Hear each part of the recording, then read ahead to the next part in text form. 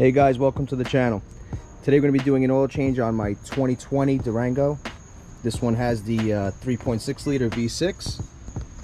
You're going to need 0W20 synthetic oil that meets Dodge Chrysler specification, which this one does. And you're going to need the oil filter. This is the part number on the oil filter. I'll put that in the description for you if you want to use this exact one. And I'm also going to use an extractor because the oil filter is actually on top on this vehicle. So I actually, anytime I can avoid getting under a car, I really prefer it. And since I have one of these, I'm going to use it. It's definitely so much better, so much easier. No need to get dirty. Everything stays neat and clean. I could also put a link in the description for something similar to this if you're interested in trying it out. The oil filter's, you know, right on top under this cover. I'll show you how to do everything and we'll go on from there. First things first, you're going to want to lift this cover up to get to a T27 Torx. So you're going to pull this up like so. And I had already loosened the screw up for the sake of making the video easier. This is a T27. If you don't know what a Torx is, I'll show you. It's just basically a star key like this. And this is a T27. So since that's already done, I'll just finish loosening it by hand, like so. It's a long bolt. Put that on the side. And to get this cover off, you're gonna just pull from this side. You can lift, and you can just lift from this side, and it's gonna pop up.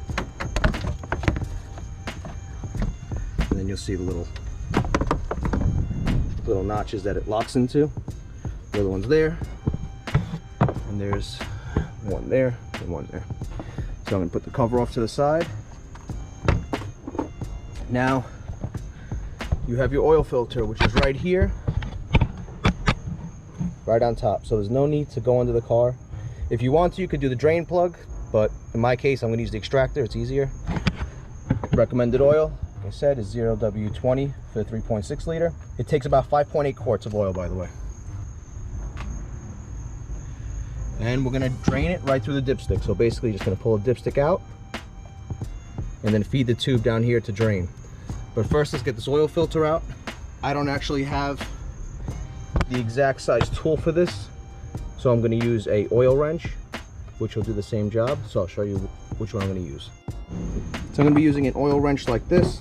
It's a strap tool, basically almost like a seatbelt material. You wrap it around the top of the filter and you'll spin it like so. I'll show you how it works and how I get the filter loose with this tool. Only because I have a socket, but it's too long to fit over this nut. I believe it's something like 22 millimeter or 24 millimeter. I'm not exactly sure, but I don't have a low profile one to get in there because it's hitting the intake, and I don't feel like taking the intake off. So I'll show you how I do it with this tool right here. Okay, so all I'm going to do, I'm going to get this tool, and I'm just going to wrap it around the filter. Once I get it situated, excuse me, okay, like so. Feed it over, and just twist it. And then what you do is you're going to be putting a socket wrench, this is 1/2 inch, right over the top. And then as it tightens, it starts to spin it. You can see it already broke loose.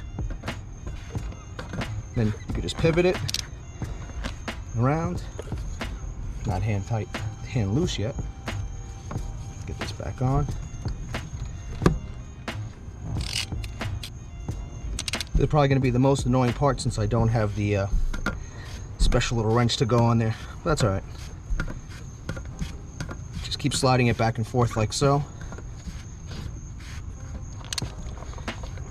And now it seems like it's totally out. Show you what it looks like.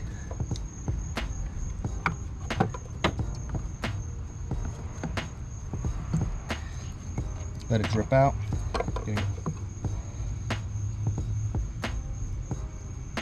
So I'm going to let this drip for a little bit. I don't want to make a mess. I'm going to pull it out. I'll show you what it looks like after some of the oil comes out of it. So now here's what the filter looks like out of the truck.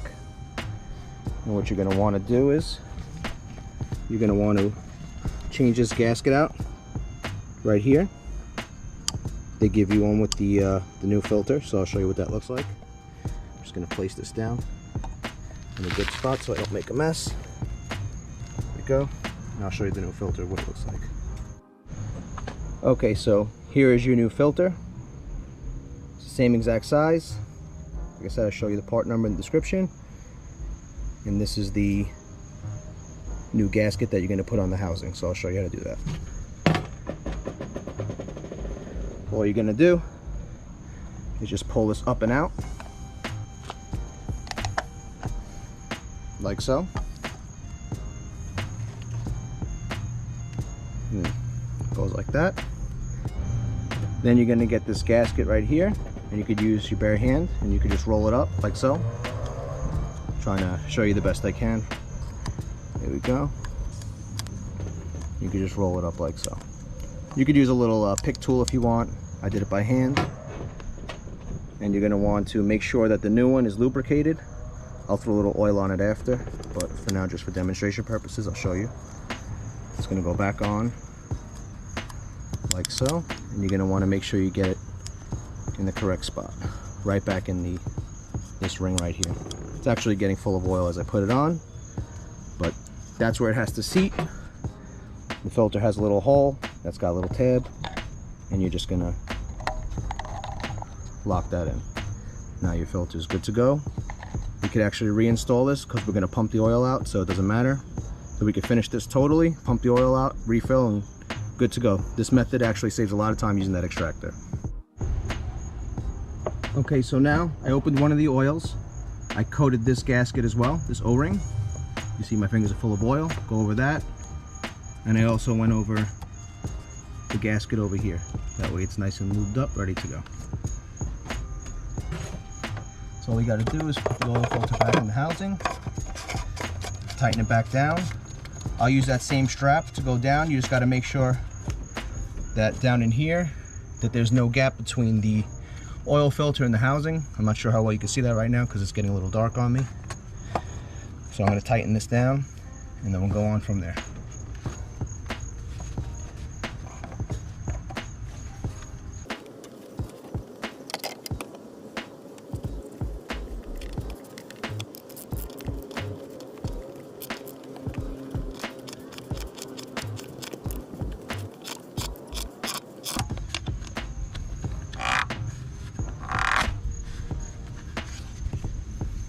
Okay, that's it.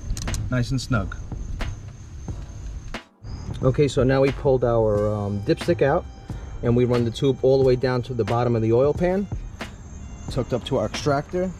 And on this one, there's a up and a down. The down means to remove the oil. So at this point, when it's like this, all you're gonna do is pump the pump like so. And it's gonna start the suction process, as you can see. There goes the oil. You'll see it go through the tube. So now, the tube is all black. And just keep pumping. And now it basically has a siphon, so it'll keep going. So you'll start to see the bottom of this fill up with oil. The more you pump it, the faster the oil comes out because it creates a greater suction. So we can just let this go for a little while and I'll show you how much oil we collect. As you can see, just as we're speaking, the level's moving quite quickly. So while we're draining, I just wanted to mention, loosen your oil cap, that way you get air in the system. It'll allow it to drain just a little bit faster so it's not totally sealed. As you can see, we're moving along quite nicely. Almost done. This has a large capacity, so it doesn't look like there's a lot of oil in there, but there's quite a bit. As you get to the end, you can hear it start to bubble. I'm not sure if you can hear it. Let me see if you can see in the line. That means you've got basically all the oil out. The line is just getting air bubbles in it now.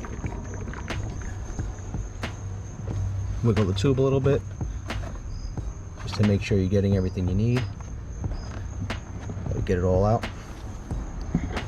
As you can see, it's pulling just a little bit more.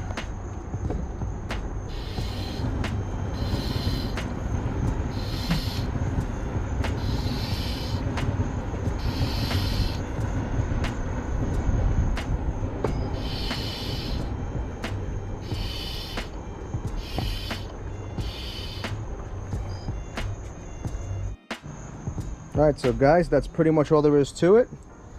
I've gotten all the oil out of the vehicle. This is how much oil we pulled. As you can see in the pump, the oil level is right here. The oil could actually be pumped back out into these containers, so I'm just gonna fill it up and then I'll pump them back in.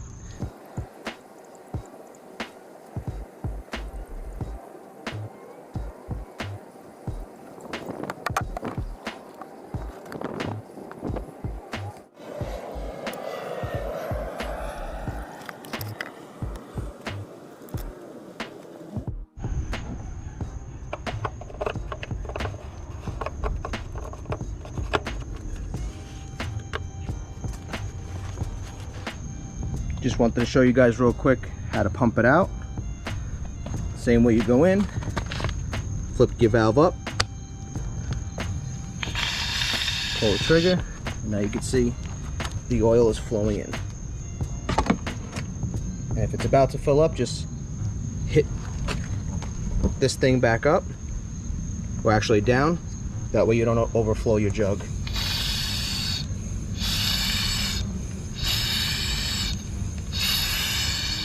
So it makes the oil change nice and neat. There's the oil level right there, it's climbing. The oil's starting to fill back up.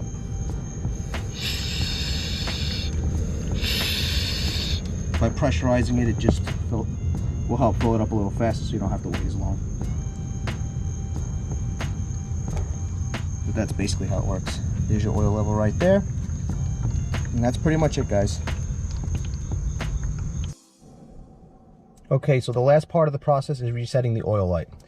You have to scroll over to the truck icon, which is that one that has all of your different gauges and so on. Go to your oil life. I had about 5,000 miles or so since my last oil change. I'm at 40%. So the car can't be on, it's got to be in the run position. So you turn your ignition, you press your ignition button 2 times, but don't start it. And then what you can do is you're going to hold down the OK button. And now you're at 100%. And that completes your oil change. So that's how you do the oil change and reset the light. So if you guys have any questions, leave them in the comments below. I'll be more than happy to answer.